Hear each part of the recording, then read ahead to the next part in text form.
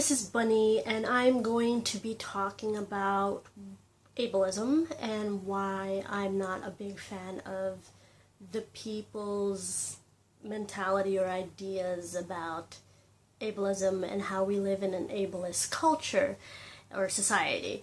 And I want to say that you are allowed to disagree with me, and I am totally fine with disagreement, and these are definitely my opinions, and my opinions alone.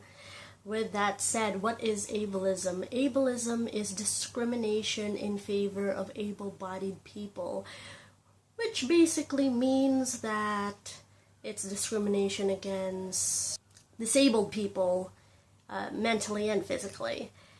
And a lot of these activists, I'd like to say, or just social justice people, they will often point out ableist language as being problematic or harmful and should be stopped or things like that. And I'm going to give some examples of ableist language, so trigger warning.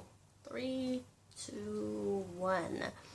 You are so retarded, this is so retarded, this is stupid, this is lame, you're an idiot, what are you, blind, what are you, deaf, I'm so OCD today when you're not, I'm so bipolar, I'm so depressed today, things like that. And they believe that this sort of language is belittling to the people's experiences who have disability.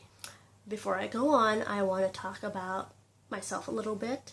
Hello, I'm Bunny. I know I said that earlier in this video, and if you have watched any of my previous videos, you would know that I have anxiety and I had depression, and I was hospitalized when I was, it was a few years ago. And I guess physically, I'm sight impaired. I need my glasses. I need my glasses.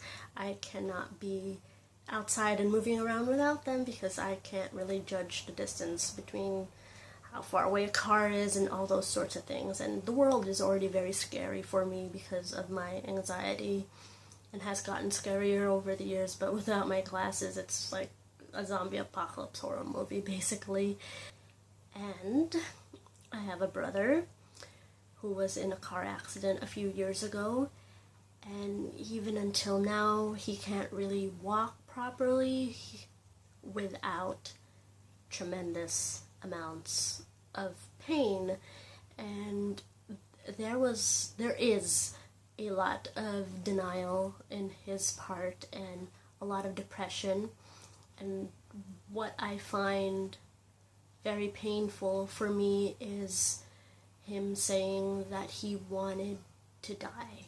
And it's more painful for me to hear him say that than it is to see him crawling or limping because he can't walk properly or because of the pain, because him saying that he wants to die is more relatable or real to me. And my husband is has agoraphobia. He gets benefits money, but he had a very hard time getting it and convincing people, convincing doctors about his agoraphobia. And I don't feel really comfortable discussing it because without him around, so that will probably be another video. And when I was hospitalized, my so-called friends at the time had very choice words about my situation, saying things like, oh, don't do anything retarded ever again, retarded like that ever again, and you have no reason to want to die because you are so happy on Facebook. You always post so happy things on Facebook, so what are you actually even sad about? Because on Facebook you just seem so happy, and you have friends, and you go out, and people like you, and you have fun, and you don't show that you're this way and that way. And it was just very painful to be discredited from people that I cared about and people's opinions that I valued very much. And with that said, I do see that the world is full of cunts, full of assholes, and a lot of things aren't fair and are not accessible for disabled people, and they should. I'm not against change at all. About healthcare, about finances, about people's views and ideals, and hopefully these videos and other people's videos will open up people's minds.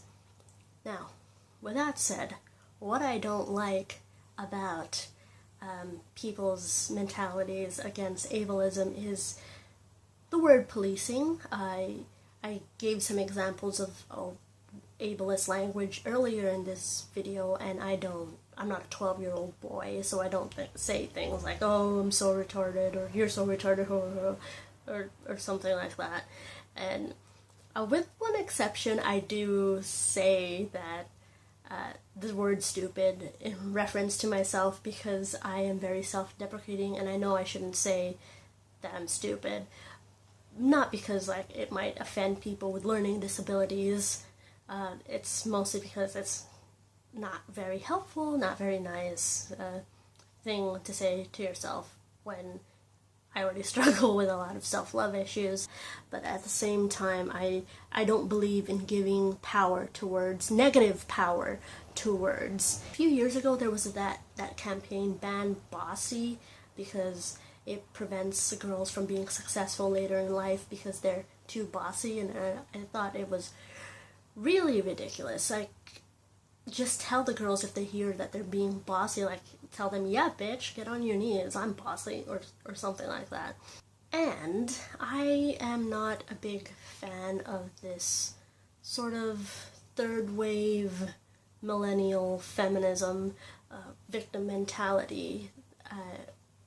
A big example is the Tumblr Dear Able-Bodied People .tumblr.com, and you will see stories like somebody goes down to the bathroom and uses the bathroom without any assistance, and somebody comments, oh, you're up and about today, and they, from their perspective, they find it very demeaning and very critical against them, like, how dare you, I mean, there's a rant, like, how dare you say that I'm up and about today. You can go to the amusement park, you can go to the museum, you can go wherever you want without a second thought. I have to plan my days out because I'm in pain all the time and I'm bedbound almost 24 hours a day, 7 days a week, and you saying that I am going to my bathroom is up and about, like, yeah, right. And I just want to say, take it down 17 notches or 72 notches, because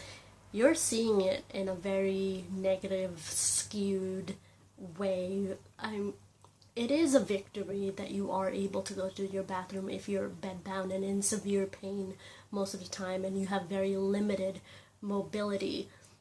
Instead of hearing that person and taking it as a compliment, you're hearing that person and you're comparing your life situation with theirs, and you can't, because they're able-bodied and you're not. So going to the bathroom is a victory for you. And those times that you are able to go out, instead of focusing on the pain and all the meds you have to take just to do simple things outside, treat it as victories. And this is the victim mentality that I am talking about. And it's just a lot of complaining about things and feeling like you're being victimized when you are actually creating yourself as the victim. And I've seen posts on that Tumblr saying like, oh, people should stop complaining and consider that sometimes it's hard for me to move around, but they complain about driving to work. Well, I can't even drive. Human beings will complain about everything, even if they're the most happiest, most well-rounded, most well taken care of happiest people on earth, they will find a way to complain about something because human beings complain about things. So from their perspective, having a 45-minute commute to work is horrible for them, but obviously you've faced worse troubles, but you have to, like, not everybody is the same, and not everybody can think about, oh, what about all the disabled people in life? A lighter example is this YouTuber was complaining, I'm not going to say who, about these challenge videos on YouTube, like the no mirror makeup challenge, and how these people overreact, and it's not that hard to put on makeup with no mirror, and they're making fun or belittling the experience of blind people. And, well, first of all, this is YouTube. Everybody overreacts. Everybody has to make a show about everything. And second of all, they haven't lived all their lives blind, so taking a mirror away from their makeup session is like taking away a toothbrush and making them still brush their teeth. It's gonna be awkward, it's gonna be weird, it's gonna be unfamiliar to them. So, again, it's a lot of times about perspective. So, I think I have made my point. I hope that I've made my point. What do you think? Comment down below. Let me know. I've been Bunny. Like, comment, subscribe, check out my other videos, check out all those links down in the doobly-doo. Thank you so much for watching. Bye!